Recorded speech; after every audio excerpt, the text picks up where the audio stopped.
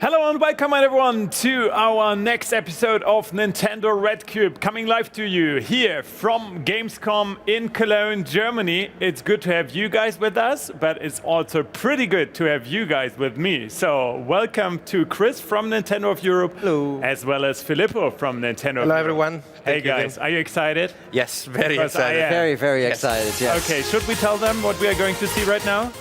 Yes. It's Xenoblade Chronicles 2, and I'm super excited because I played Xenoblade Chronicles and I can't wait anymore. And I know that we're going to show something really new. Yes, exactly. So we are going to take you all into a completely new area called Uraya. Filippo, can you just explain us how we got here? Yes, so basically just before this bit of storyline, we were swallowed by a gigantic titan. In the world of Xenoblade Chronicles 2, every living creature lives on top of these beasts that float on a sea of clouds. And normally you are on the back of the beasts outdoors. In this case, we are inside this titan, which looks very unique, I think. But I think we can dive into the gameplay straight away. Maybe introduce the characters and, of course, also the blades. Yes, so here we have Rex, this guy here who is our main protagonist of the story, and his blade, Pyra. Then we have on the left side of the screen, we have Nia and her blade, Dromark. And on the right-hand side of the screen, we have Tora, the Nopon, and his special blade, Puppy. And maybe that's directly something that we need to explain a bit more, because I guess there are a lot of Xenoblade Chronicles fans out there, but for everyone who doesn't know about the franchise yet, so tell us, what is the connection between the driver and the blade? So we don't want to get too much into I know. it because it's a very important part in the storyline and we don't want to spoil too much, but what we can say now is that each blade is sort of the personification of a weapon that the driver is using. So the Rex, Nia, and are drivers, for example, and Pyra or Dromark are blades. So these are, as I said, these physical representation of the weapon that the drivers are using.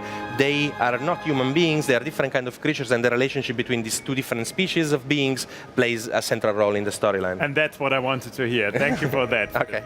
So we are, as I said, here in Uraya. You can see that we are inside. This is a closed space. You can see up there are some openings, and when the sun will rise, we will see light filtering through from those.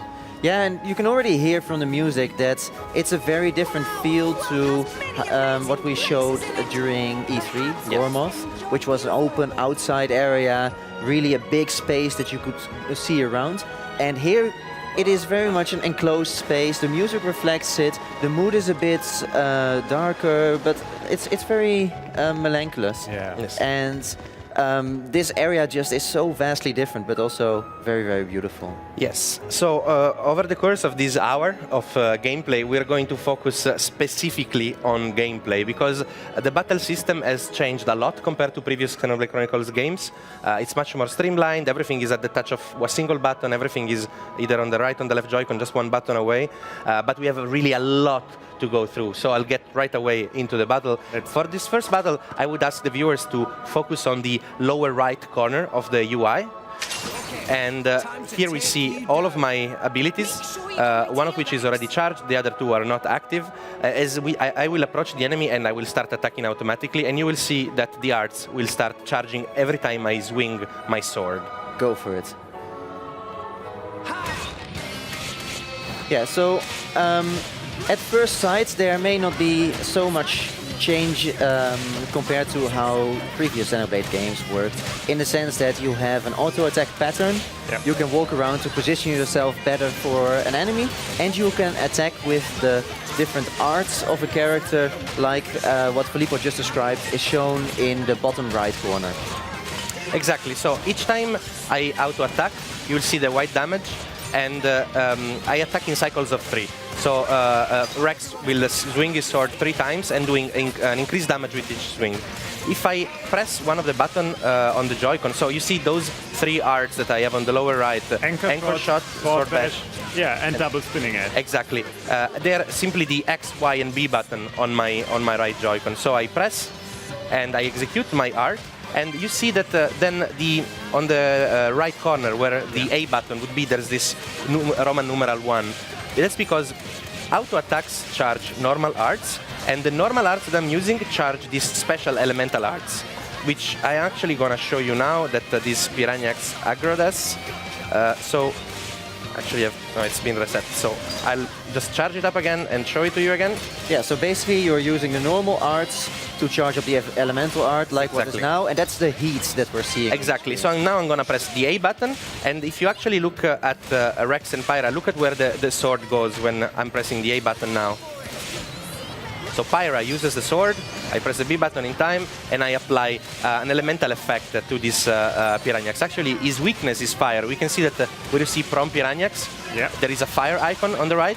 That means that this enemy is weak to fire. Also, you will notice that oops, I'm swimming now. You will notice that when I'm moving, I am not attacking.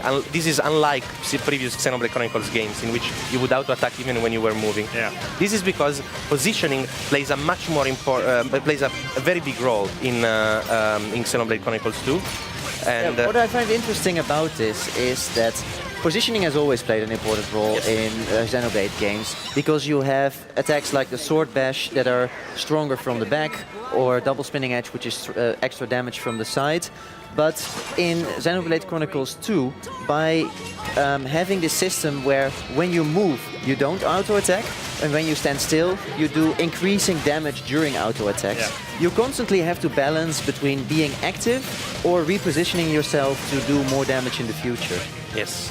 Also, the healing system has changed in the sense that Xenoblade Chronicles games were not always. I mean, the healing part was they didn't want to focus. We want people to focus on the action, so the healing was always very particular, not the classic healing spell that you have in another RPG game. So in this game, you literally pull potions out of the enemy. So if I press the X button for the anchor shot, now you will see potion literally flying out of the enemy. And Nia, who is right now more healing-oriented, will automatically go and run to touch one of the potions if my characters are low on health. But I can do the same. I can just run and pick up the potion and heal my characters, but I will not attack in that moment. So this is a pattern that we start to see with many of the systems of Xenoblade Chronicles 2. There is always a cost. There is always a price to pay for everything you do. Yeah, but at the same time, what I think the game does very well is that it makes this trade-off very visual. Yes. When you walk, you see that your character is not attacking. When you attack, you see that your character is not walking. And in all the systems that we will show later, we see that same kind of trade-off, and we see the same kind of visual explanation. Yes, that's very right. So I'm just gonna... well, sorry, I need to collect. It's loot. I have to take it. Of course. So I think now we have explained a bit of the, let's say, lower right part of the UI, as I was saying. Yeah. So the auto attacks charge normal arts charge elemental arts, which can be leveled up to level 4 if I just don't press the button and just wait to keep charging them. Yeah, and you will see that it goes from Roman numeral 1 to up until 4. Yes. So it again is very easy to see at which level you are at. Exactly. And now we focus on the lower left corner of the UI, where you see that I don't just have Pyra as blade for Rex. I also have Kaibyaku and Kisaragi. And you can see there are 3 blades, 3 different weapons, as you can see from the icon: sword, spear, and great axe, and 3 different elements: fire, wind, and ice. So you will see that as soon as I start attacking, the non-active blades will start charging up, and they just charge up over time. See the pink bar on their icon? I just need to wait long enough, and they will become active. And until that, Pyra, of course, is active. So yes, you're still very much using one of your blades. Yes, exactly. And I am still, of course, performing my combos. By the way, if I press an art button just after a auto attack, you will see this blue circle on the screen, right? So now, for example. This means that I comboed the art with the auto attack, so the elemental bar will charge up faster. But anyway, back to the lower right. Now the lower left. The lower left. Sorry. Yeah, no the other arts are active. The other blades are active. So I just press, for example, right. Please. On the left. So Right on the left show it Joy-Con? on the Joy-Con, because what we can see is that both the bottom left and the bottom right correspond to the buttons on the Joy-Con. That's why Filippo is also clearly playing with two separate Joy-Con. Exactly. So now I've changed to Kaidiaku, which is the element of wind with a spear. And you can see that as soon as I change, I will change now again to Kisaragi. If you look at the arts, they are all immediately active, and I can immediately execute my arts. Making combos with auto attacks and arts changes based on the weapon you have, because they swing at a very different rhythm. So the Great Axe is very slow, so it will make very big damage, very big swings, but I have to change completely my timing. Let's go over this again. Yeah, shall we do one more Yes. just to recap it? Yeah. Oh. Because for everyone who played Xenoblade Chronicles before, this is so elegant, like you like to say. Well, yeah, what I would say is people familiar with Xenoblade games will remember that arts are something which was in those games, and it was always sort of a bar that you had to scroll through. So you were using your time in battle often to scroll between the arts that had already charged and that you could actively use, and then wait for others to charge again. So a lot of your attention was spent on managing the bar. Now, what you can see is that because the arts of a blade are corresponding to dedicated buttons, and then the blades are also corresponding to dedicated buttons, it means that you actually have 3 normal arts and an elemental art per blade, times 3 blades, means that you have 9 arts plus 3 elemental arts just at the tip of your thumbs. Yeah. So it actually, on one hand, simplifies the system because you don't have to scroll through it anymore, but at the same time it also gives you the time to really pay attention to what is happening in the battle, instead of making sure that you select the right art, because those arts are already at your fingertips. And in that sense, it both simplifies it or streamlines it, but it also deepens the strategy because you have more time to think and to pay attention to the battles. That's true. And on top of that, it really feels like a dance. And I'm really always watching the characters fighting this time instead of watching for bars to load, because I can clearly see them lighting up. I don't need to focus my attention on them. I'm always focusing on the battle. I never have to look away from the action, basically. So, something else that I wanted to show you. Let's do just one last fight over here.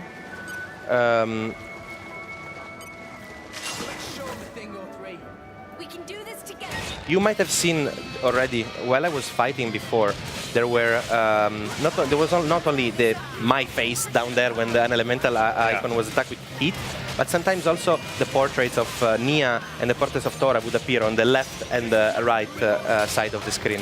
This is because I not only can command my character Rex to use an elemental art, but I can also command, for example, Tora to use stone, or Nia to use aqua, because their blades are water and stone elementals. So now I actually call for Tora, again with one button, ZL, to use his art, and you see then Poppy takes the weapon, this giant drill shield, and pushes back the enemy. Nice. Let's hope. That was a good big number, actually. Yeah. Yes. I like big numbers in RPG games. Everybody likes big numbers in RPG games. Yeah, so what you can see now is all the way on the top, above Crabble, you can see stone. This is the element that was activated by the elemental art. And you actually now did the follow-up. Yeah, I told Nia to use her elemental art, so she had already charged to level 2, and after stone came Volcano, basically. Yeah, and this is what you can see in the top right corner of the screen, where there is sort of a path of elements shown from the moment that you activate your first elemental art. We'll go into more details later when we have a stronger enemy that we have a bit more time to explain it, but this was just a primer. Yes. So, actually, let's go back down. Time for a And- bit of exploration? Yes, Yes. you need to show everything that So, is around. first of all, now it's 5, it's already almost sundown, but you can see that those openings are letting much more light through. Yeah. And so the look of Uriah will change over the course of the day. Something that the development team told us as well is that their intention with... I'll just run away. Their intention with Uriah was also to make this area a bit dungeon-like. Yeah. So you actually have to find your own way around in order to traverse. Oh, that big crab guy, I'm just gonna stay away from him for now. And Very good description. Yes, yeah, it's a crabble. Oh. Yeah, and that's That's a big bird guy? yeah. That's Well, right. that's right. not. I mean, I've seen bigger birds in this game for sure. I wanted to say. Yeah, but look at that vista in the distance. Look at the view. And this is one thing that I love about Uriah. Because the light is coming from the outside, you really get a lot of this sort of misty feel that you're really inside this huge cave-like structure with things hanging from the ceiling, with a lot of sort of like autumn-like foresty environments, and it's just a feeling of you get a bit silent. You just want to listen to the music. And it also gives you the feeling of being very, very small compared Yes. to your surroundings. Yes. Yes. The sense of scale is always a big thing, knowing Xenoblade Chronicles games. Also in the first one, you might remember like you're just walking on a plane, attacking like a cow-like enemy, and then all of a sudden a gigantic thing comes in and Just look how the lighting is now changing, yes, because the sun is going the down. sun is going down, so it's the light is changing from is going away from the openings. By the way, our objective at the end of this presentation is to get to that city that you see in the distance, this Nice. beautiful castle with this gigantic staircase that we'll see later on from a bit closer. Also, something that's quite cool at night, those trees that were very autumnal, some of them become very pink, almost like sakura trees, you know, the Yeah, Japanese cherry blossom cherry trees. blossom. And it looks really magical, I think. So let's move on, and let me just move the camera again, and let's take a good shot of everybody here. So we keep everybody in view, and the music as well is really nice. Oh, this guy, yeah. So For you're now, I'm just basically, skipping. because we just want to show a bit of the exploration, you're skipping and trying to run away from enemies that try to attack you, right? Because Yes. we've already focused a lot on the battle system, Exactly. and we will do so more later. So actually, my objective now Is to get away from this enemy first. well, as the name says on top, he's he's smart. smart. All right. So we are here at the Farlane Central Pools, and I really like this big tree. Yeah. And these guys, And, for and example, also those massive pollen just lying around yes, there. which shines brighter at night. Yeah. This guy, for example, will not attack me unless I attack him first. I mean, he looks a bit like a herbivore, right? Kind of. Or I mean, he doesn't look very hostile. He looks cute and nice. That's And there are other enemies that, as you saw, as soon as they see me, they will attack me. In previous Xenoblade Chronicles games, there were icons on top of the enemies that pointed out if the enemy was naturally hostile or how he would attack the party. Here, that's not there anymore, but that's a specific choice made by the development team because they really want people to focus on exploring and remembering and learning by doing, learning by being in the world, basically. Which enemy will attack you, which will not. Of course, these guys don't look very menacing. When you have like a big piranha with a full set of teeth looking at you, you know that probably the guy will attack you. So then it's time for a detour. But I think now it's time to walk over there because there is this question mark. Yeah, this is an optional quest. It's a side quest, and in this case, this side quest will automatically trigger as I approach, because these are probably the worst mercenaries in the world of Xenoblade Chronicles 2. Yeah, this is great. Well, they are surrounded by Ignas, these kind of lizard people. Well, are you okay? Rex is a kind guy, he just wants to help out. So Nia also, she's very much more into the action and doing instead of talking, so we'll take care of it. I got the quest, gotta start somewhere, aptly named. And let's set it as active, sure. And immediately we will start the fight with these 3 Ignas that are attacking us.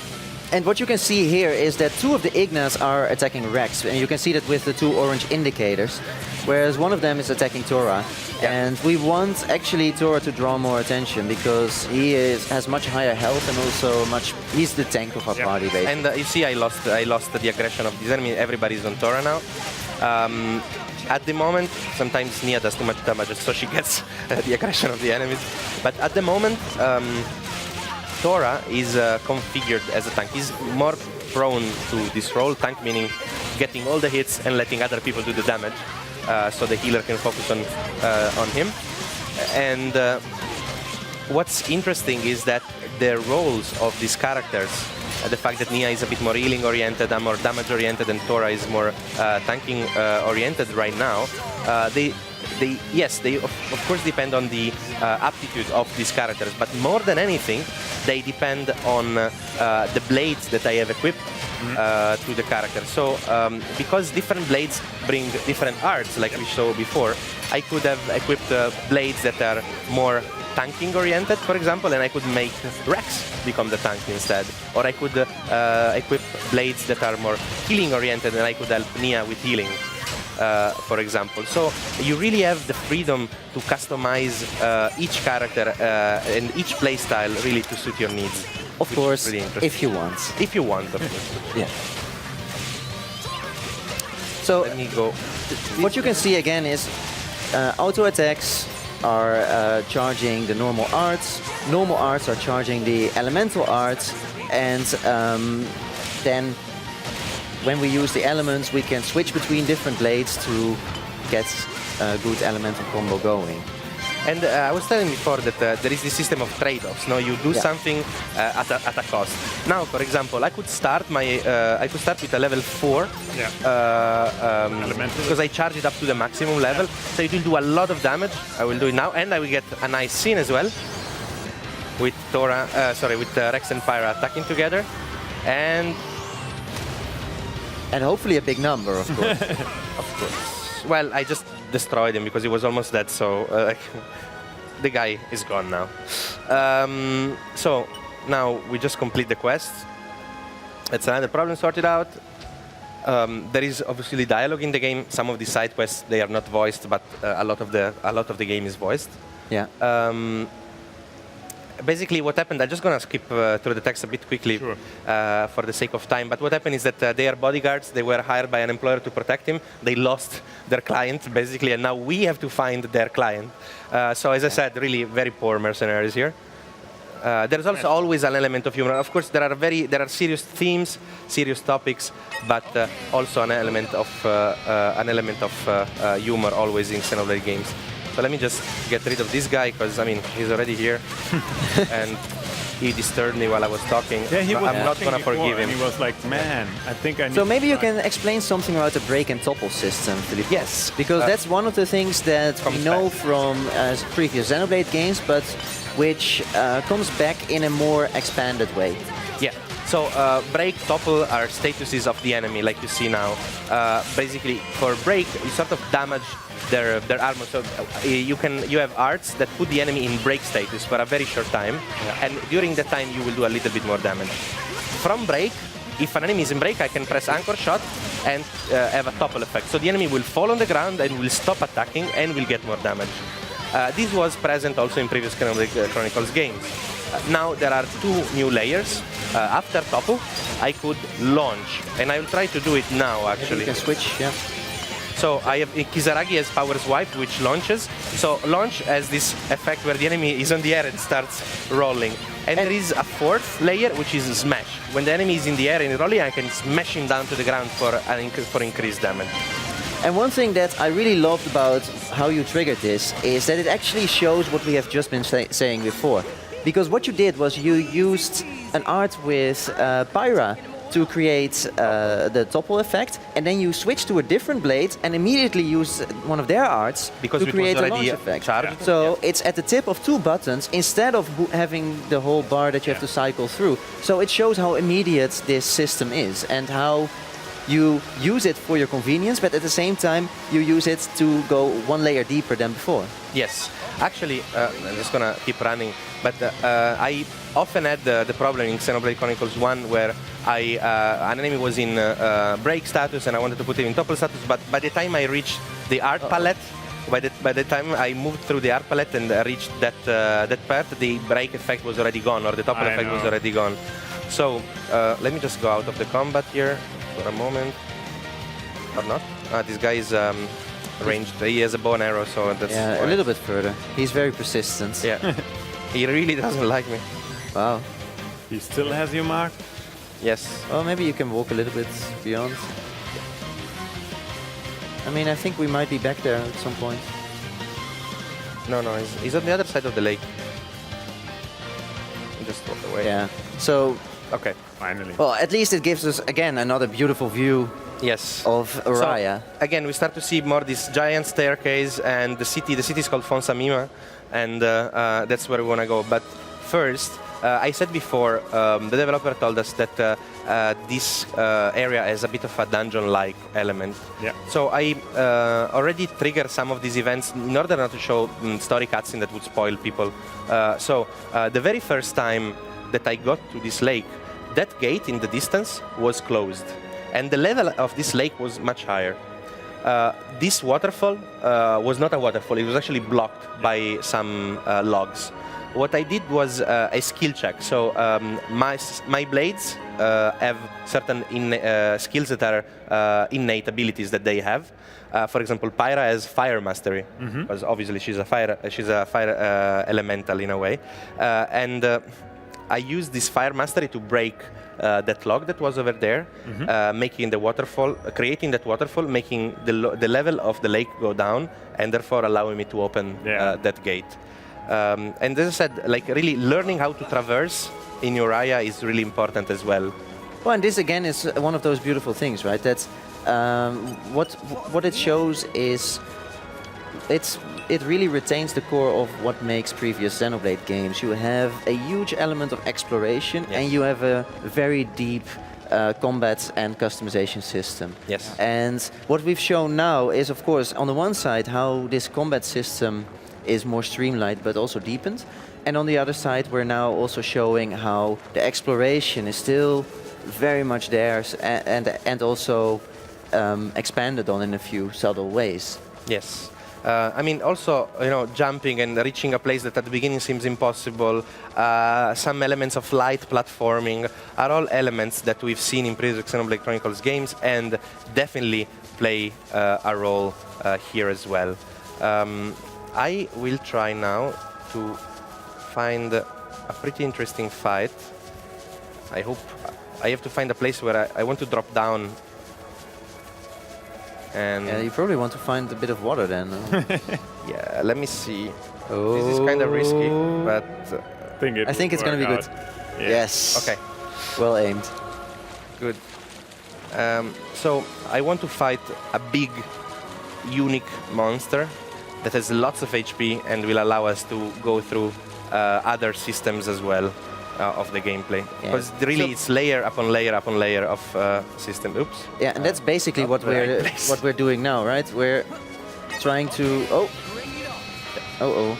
Ansels are not fun. Ansels are not fun. Should I fight? Yeah, maybe. Okay. Ooh. Right. Ooh. I hope that Tora gets the aggro quickly. Because he's level 24 and Ansels are big and do a lot of damage. Yeah. So, fortunately, Nia is ready for the healing.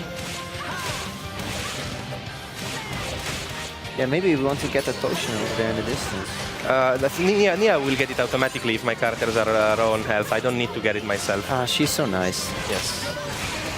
Well, actually, she's quite a character. Uh-oh. She's a very nice character, I think, in Xenoblade Chronicles 2, and she definitely has an attitude, I think.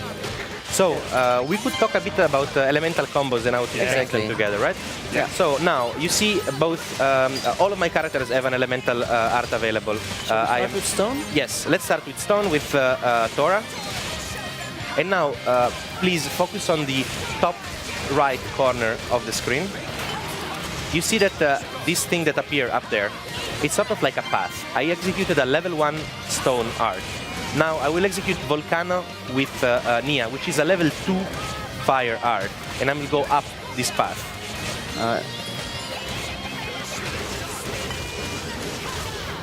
Oh, he died.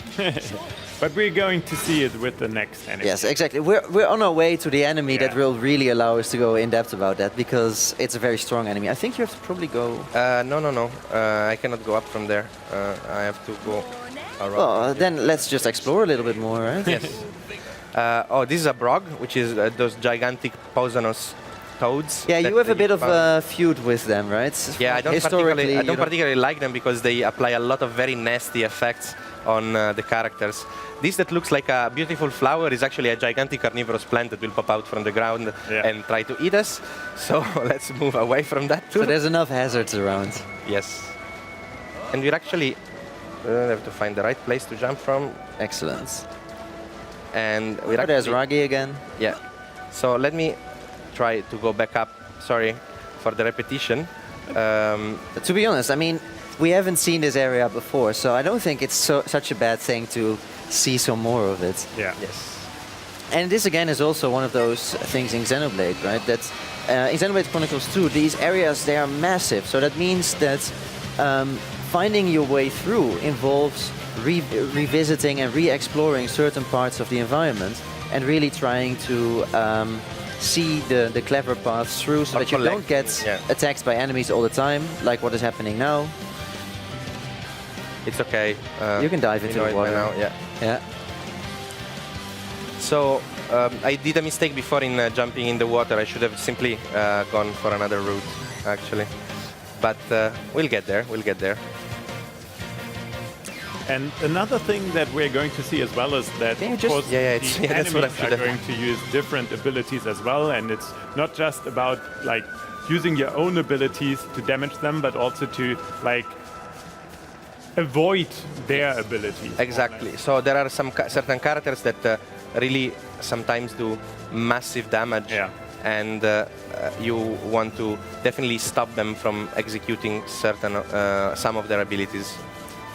Yeah, and also one thing that you can already see now is one of these unique feelings of Xenoblade Chronicles 2 is that some enemies might seem small, but they're actually quite strong, like the ones that are attacking Filippo now. But also, you always encounter these massive enemies, these very intimidating big enemies, and it gives you sort of a sense of humility in the place where you are. You have a certain role in the ecosystem, and you are not the biggest, strongest character around. Exactly. So by playing through the game, you become stronger, and you become more important within that environment, and you start to become more confident in taking on stronger enemies. Like for instance, Filippo is now at the point where he's confident enough to take on the cunning Saggy, which is a level 24 unique monster, so of course it will do a lot of damage, but also he has enough HP, so you see him scratching on the ground. Yeah, he's going to use that more. Yes, definitely he's going to use that. We saw it earlier. All right, so let's just go for the full cycle now. We start on the bottom right corner using arts to charge up elemental arts. Yes. And what I want to do is stop this enemy from using blowdown. He has this ability where all of my characters fall on the ground, they stop attacking, they lose their turns, they lose their chains, and it's just then generally an overall very nasty thing. Yeah. So my first objective is to stop him from using it. You see how we pushed away Nia completely. So to do that, I need to charge up my elemental arts. My objective now is to charge up my elemental art to level 3. Which so I guess you could already maybe switch to Kagyaku. It's just because Nia is faster in like the swing of the sword is faster, so I'll charge up as much as I can with her. So now I'm at level 3. Let's try to start this. So level 1 stone with Tora. There you go. Now level 2 fire Volcano with Mia. And you can see the gauge from stone will change into a gauge from volcano. Yeah. And that shows you how much time you have left to execute what is in the top right corner. So now I have level 3 wind. I can go up the path and do a seal blowdown. So I will stop, after doing this, I will stop the enemy from using the blowdown ability. Volcanic Storm. Excellent. And bam, big numbers. That was a huge number, I would say. That was a very, very satisfying role-playing game number. Yes. So you see that now on the top right corner, the text seal blowdown appears. The enemy will not be able to use blowdown anymore, basically. Yeah. But at the same time, a green orb is floating around Cunning Segi. And that means that because the last art I used was wind, that means that now wind does less damage to this enemy from this moment on. Yeah, so again, this is a risk and reward system, right? A balancing act. Yeah, the trade-off that's when you go for a huge number, for a lot of damage, and you use, for instance, a wind elemental art for that, it means that after that, going for the same path will give you a lower reward. Yeah. So basically what you want to do is you want to build in a variation into your attack pattern, like what Filippo is doing now. He's triggered an ice art, and now probably you want to do another ice. I'm trying to do, yeah, exactly. I'm trying to do level 2 ice with, I just have to need to wait for Kisaragi to be active again. Exactly. Well, you have enough time. Yes. So we can see in the top of the screen above Cunning Segi's name that the ice bar is going down. And we see in the bottom left that Kisaragi is now ready to be switched in. And freeze. You see also how the names of all of these arts change based on the path that I'm doing. Yep. So now I do a level 3 with... Let's just take 1 second to show that in the top right corner, you can now see that it goes from ice to either... darkness or stone. Darkness or stone, exactly. So now... Permafrost Crash! I like the names. Great animation. Bam! That was definitely cool. cool. The ice, like, I like how... Whoa, 19,000! And yeah, I did a lot of damage there. But now you see that I have 2 orbs floating on the enemy. Now the enemy is resistant to wind and he is resistant to stone. So now we have the final layer for now of this demonstration of the gameplay. Now we look top left. Top left, there is this white bar of 3 segments. I can use each one of these segments to revive my characters when they fall, when they die, if they lose all of their HP. But again, I can instead press plus to execute chain attacks. Yeah, and I completely use this bar. And chain attacks are again something from previous Xenoblade games, but it's now very different because it's again expanded on. So now I can burst these 2 orbs that I have applied that the enemy has to reset his resistance. Yeah. Now I control all of my guys at the same time. So on the bottom right side, you see which elemental art you could use. Yes. Again, to break through these orbs. I think I will use ice now. Yeah. Ice is opposite to wind in this game. So if I use the opposite element, you see wind is flashing. I need to. Kisaragi is performing a move, and the wind element is almost burst. Now I only have Poppy on Tora, so I use Poppy, of course.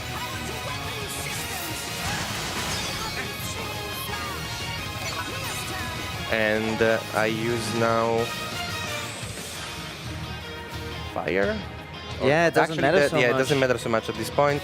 Let me just use fire because I like the guy, the blade, and its animation. Nice. So now you can see that both of them are cracked, but not burst. Yes, exactly. So they are still around. So actually we failed in our mission to get rid of these elemental orbs because we want now it really limits us in doing a lot of damage. Yes. Because now the Cunning Segi has extra resistance to both wind and earth. So what we want to do is build up this chain attack gauge again. Yes. Filippo, how do you build up the chain attack gauge? By attacking, by executing arts, and by attacking effectively, by performing combos. So basically by staying active. Yes. Well, in the meantime, you have already activated heat, so you could go for another... I'll try to burn out now. So you used a fire art, which means we go up in the path. Yes, and now I can only do a level 3 fire, which I hope Nia will charge up soon, because I definitely will not have the time to do that. Oh, he's calling allies as well. He's calling additional enemies to join the fight, which is I would say definitely not what I want. Also, because I changed the path now, you can blow down again. Yeah, because now the seal is on shackle driver instead of on blowdown. Yes. So but anyway, let me just go back to the chain attack. If I manage to burst those two arts, I could have actually kept going with my chain attack. Sometimes you get a prompt, and if you press the button at the right moment, you can keep chaining, basically, and you can keep going from character to character that you control. I didn't manage at that time. This was a very smooth fight, and it's incredible that you've been able to show 2 elemental orbs appearing. Yes. But can you just give us a nice overview shot so that we can briefly recap what just happened? So we used auto attacks to charge arts. We used arts to charge elemental arts. We used the elemental arts of different blades to go up into an elemental path. And by having a level 3 elemental art going, we did the elemental orb on an enemy, and then we used a chain attack to break the orb, so that we could basically start from 0 again and start doing a lot of damage again.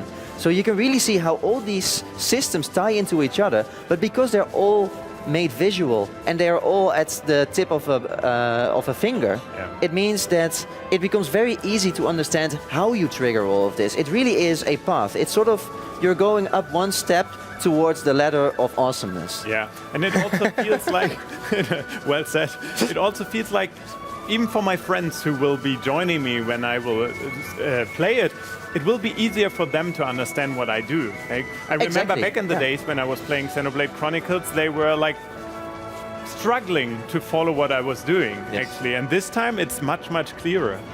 And also, by the way, imagine doing all of this like on the bus with your Switch. That's also why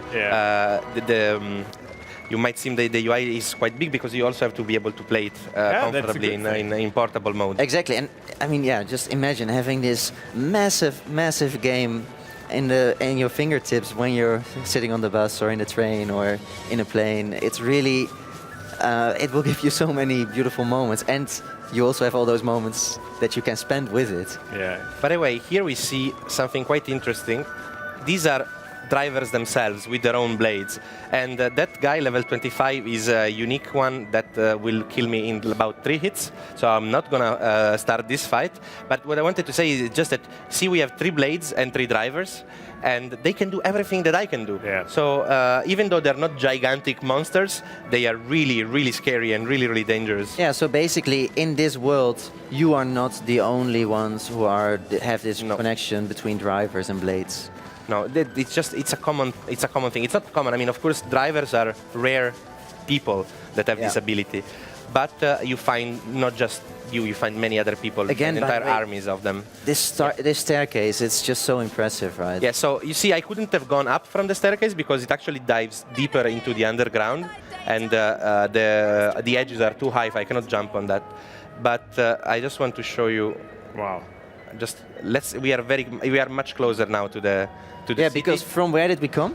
From behind there.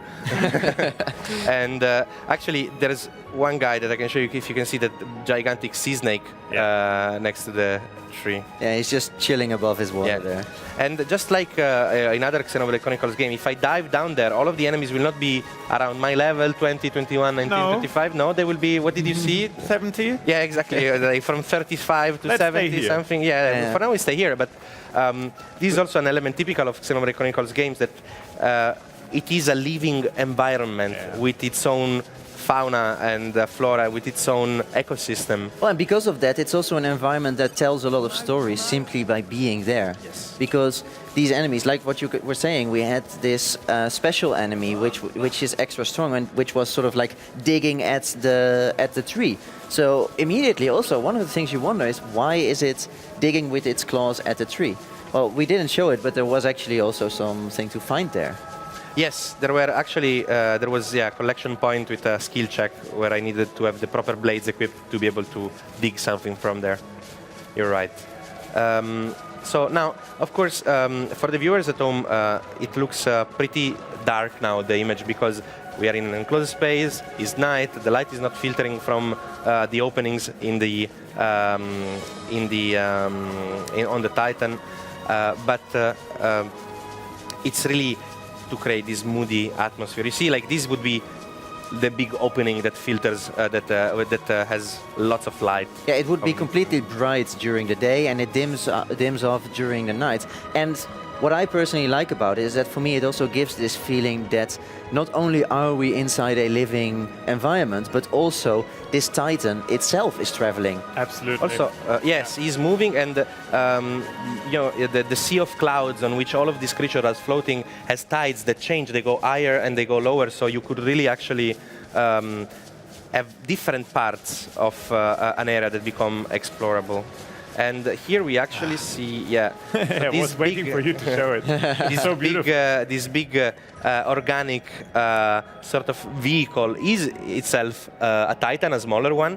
That this is, in a way, the transportation system of the game is that people are using smaller Titans as taxis to go from one big one to the other. I'm sensing a theme here, because earlier today we were talking about Jaxies, and now we're talking about which were Jaguar taxis, and now we're talking about taxis because they are Titan taxis. Oh yeah, Yeah. Not fair bad, enough. not Fair bad. enough. Yeah. I'm not sure which one I will prefer, but I think for now this one is a bit more impressive. You want to color the wings, you Maybe mean? it's even easier to steer. So. Oh yeah, that's for sure. And here we see where we were. Let me just go into Fonsamima. Yeah, exactly. I think we have another spot there as well. Yes. Oh yeah, definitely. So where are we getting in now, Filippo? So Fonsamima is this big medieval fantasy castle town, and you'll see that as soon as I enter, there's tons of NPCs. These are all vendors, like a fishmonger, a butcher, a baker, just here at the entrance. There's tons of people I can talk to and discover new things about the world and trigger quests.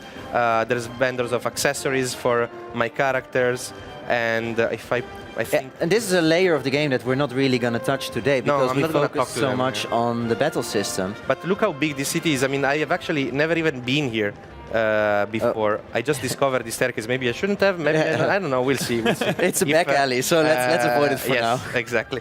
We want to stay safe. I mean, we've already overcome many challenges. I mean, we've already overcome for now, yeah. very, very dangerous enemies. So let's just go for the safe route. And we want other players to explore it by themselves. Exactly. See, then you have characters talking to each other. There's you see all of these posters on the walls. Yeah. And that's because this is a theater. Oh. And if I talk to the people around here, they will talk about, this one actress in this, and she's a stunner. Yeah. So this is something that Filippo never showed to me, even. I want to keep some surprises, not just for the viewers, but also for you. Like, I want to keep you on your toes and have you sweat on, like, oh, is he going to do something we're not allowed to? No, that was actually a beautiful thing. It's really cool. So here we are at the top of Fonsamima. We have this big, gigantic gate behind us, and it's just midnight now.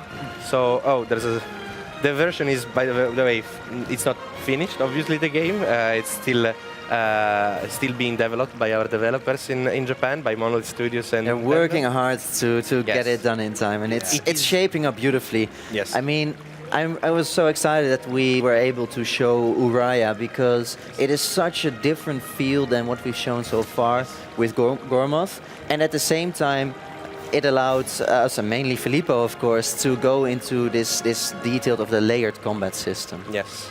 And here we see, actually, if you look far into the distance, that's where we came from. This is the big staircase that we saw in the distance. Yeah. And here we are at the top of Fonsamima.